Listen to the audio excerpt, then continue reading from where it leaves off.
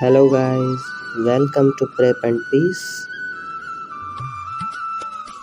देखिए question number 25 क्या बोलता है कि the efficiency of A and B is in the ratio 7:13 if together they can complete a work in 28 days in how many days A alone can do the work.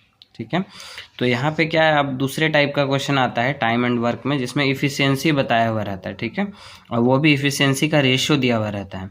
इससे पहले जितने भी questions हम लोगों ने किए हैं उसमें क्या था कि इतने समय में काम को पूरा कर रहा था, इफिशियंसी हम लोग निकालते थे। अब जिस टाइप का क्वेश्चन आएगा उसमें क्या होगा कि इफिशियंसी दिया होगा, चाहे किसी भी रेशियो के फॉर्म में हो, परसेंटेज के फॉर्म में हो, या किसी भी फॉर्म में हो, दिया हुआ रहेगा। ठीक है, उससे आपको निकालना है बाकी का प्रोसेस। ठीक है, तो इस टाइप के क्वेश्चन को हम लोग कैसे करते हैं, तो पहले क्या लिखेंगे, A/B इफिशियंसी का रेशियो लिख दे 7:13। अब हम लोग को एक चीज़ पता है कि वर्क बाय इफिशियंसी क्या हो जाता है, टाइम होता है।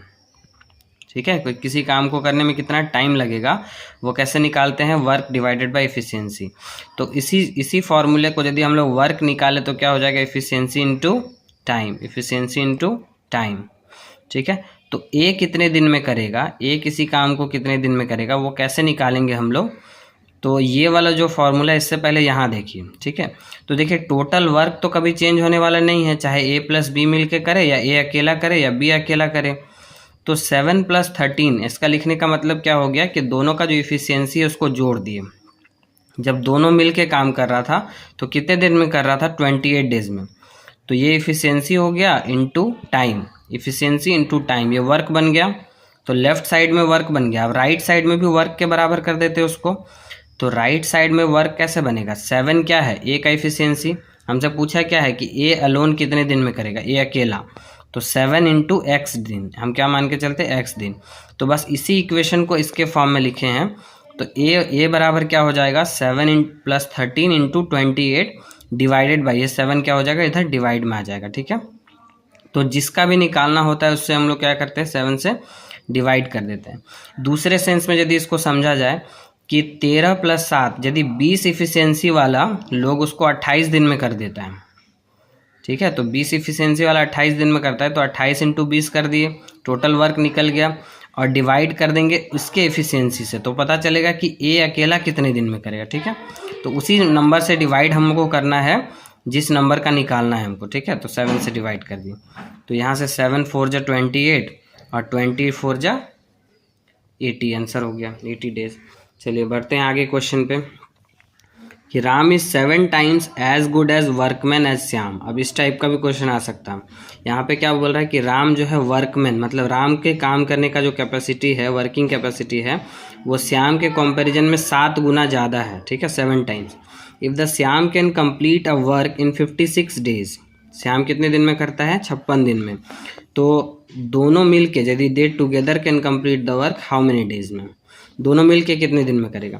तो इफिशियंसी का रेशियो दिया हुआ है, राम जो है 7 टाइम्स है, तो श्याम को 1 मान लेंगे तो ये 7 हो जाएगा। तो हमको ये पता है कि हमको निकालना क्या है, दोनों मिलके कितने दिन में करेगा। हमको ये पता है कि श्याम जो है अकेला करता है 56 दिन में, श्याम का इफिशियंसी इंटू श्याम का time, efficiency into time divided by efficiency, उसका इफिशियंसी जिसका निकालना है। तो 7 + 1, क्योंकि R + S राम और श्याम मिल के करेगा, तब पूछा जाएगा कितने दिन में किया है। तो 7 + 1 तो 56/8, यानी 7 डेज लगेगा राम और श्याम मिलकर यदि करेगा तब।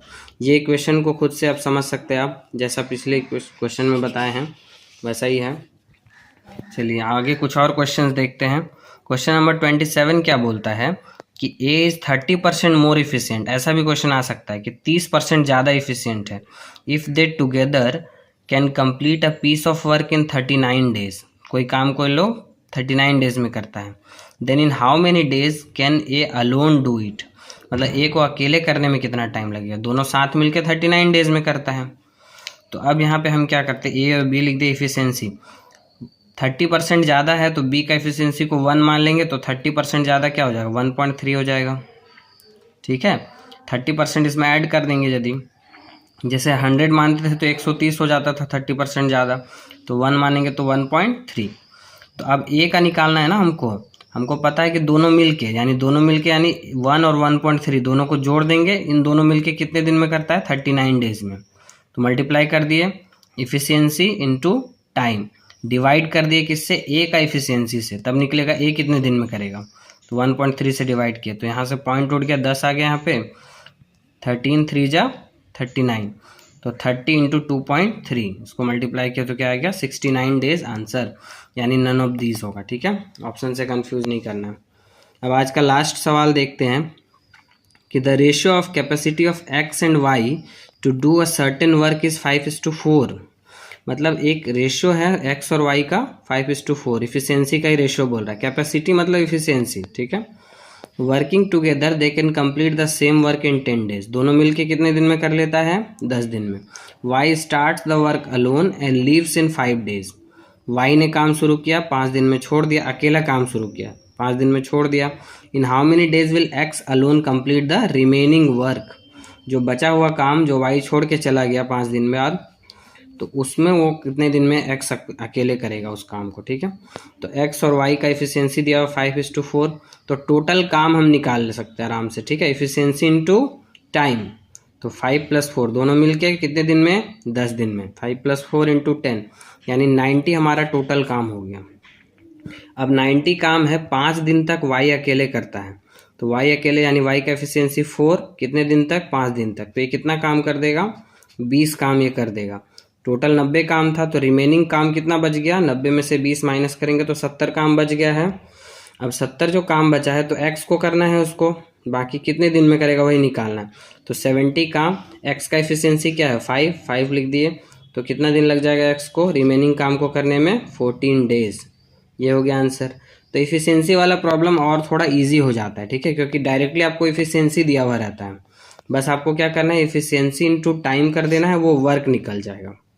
ठीक है, और यदि दो अलग अलग इफिशियंसी का पूछ रहा है, जैसे ए प्लस बी मिलके कर रहा है और ए कितने दिन में करेगा, तो उस केस में ए प्लस बी का इफिशियंसी इंटू उसको कितना टाइम लग रहा है, इक्वल कर देना है कि ए का इफिशियंसी उसको कितना टाइम लगेगा, एक्स मान लेना है।